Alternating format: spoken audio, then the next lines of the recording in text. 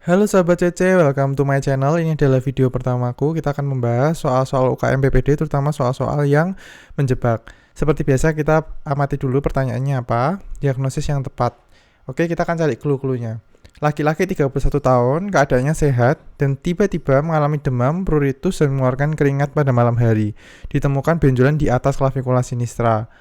Kondisi pasien tersebut terjadi selama 3 minggu yang lalu. Pemeriksaan fisiknya ditemukan pembesaran nodus limfatikus di regio supraclavicular tanpa disertai rasa nyeri. Diameternya 3 cm, konsentrasinya kenyal, dan X-ray-nya kesannya limfoadenopati mediastinal. Dari A sampai E, kita lihat. Kemungkinan yang pertama adalah tuberkulosis. Tuberkulosis karena dia mungkin ada demamnya.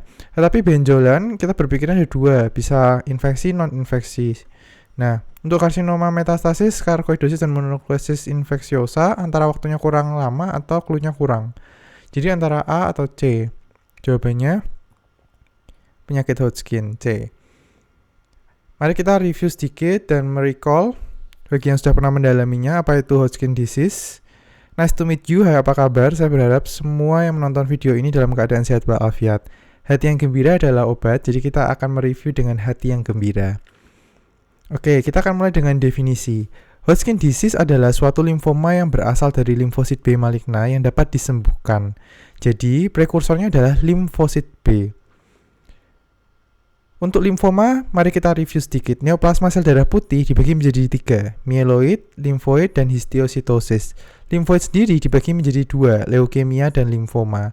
Leukemia sebetulnya ada banyak, namun 4 kasus yang paling banyak adalah ALL, CLL, AML, dan CML.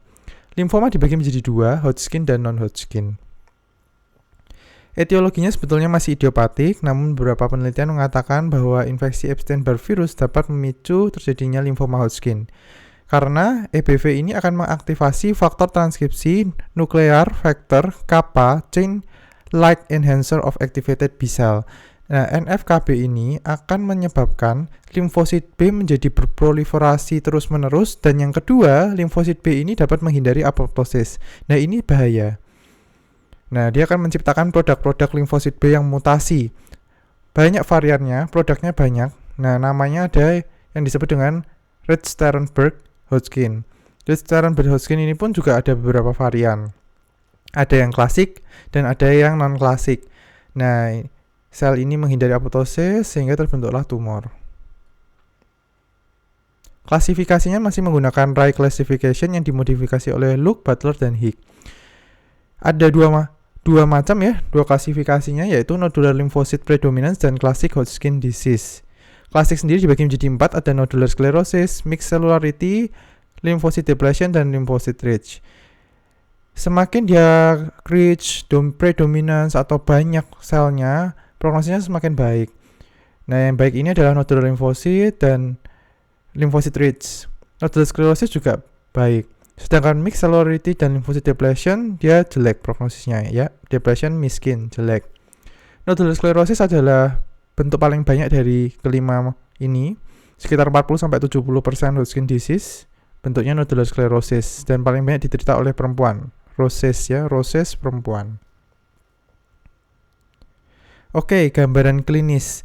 Yang pertama ada NLPHD, kebanyakan diderita oleh pria dan kadang-kadang overlapping dengan non-Hodgkin lymphoma maupun leukemia. Antara dia berlanjut menjadi non-Hodgkin atau leukemia atau dia overlapping. Limfosit B-nya sungguh banyak dan kadang-kadang ditemukan histiosit dan kadang-kadang tidak. Yang kedua, nodular sclerosis banyak diderita oleh wanita dan ini adalah 40-70% dari semuanya Hodgkin disease. Lokasinya bisa di lower cervical, supraclavicular, mediastinalis, lymph node. Nah, untuk cause-nya adalah lacunar cell.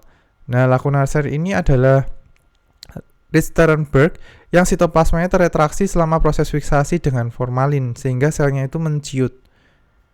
Nah, nanti kita akan lihat di gambaran patologi anatominya. Yang ketiga, mixed cellularity, lebih banyak di pediatrik dan geriatrik. Biasanya muncul saat advanced stage dan pada orang-orang yang imunodefisiensi. Biasanya diikuti gejala konstitusi. Sedangkan lymphocyte depletion, dua macam ya, ada reticular dan diffuse fibrosis. Reticular ini lots of pleomorphic cell. Nah, pleomorphic cell ini adalah sel-sel yang not well defined ya. dan itu sering ditemukan di stage akhir.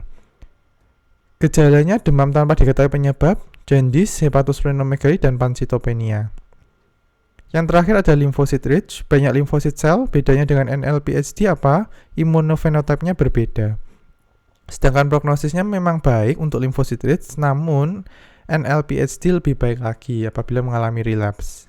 Kesimpulannya adalah Hodgkin disease adalah suatu limfoma yang berasal dari limfosit B maligna yang dapat disembuhkan, atau the most curable cancer yang dikatakan di Robin Cochran.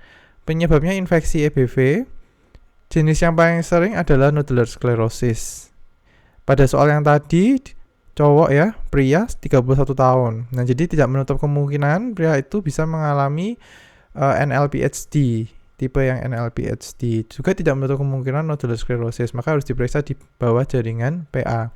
Kenapa bisa jawabannya Hodgkin disease bukan tuberculosis? Saksikan di video selanjutnya.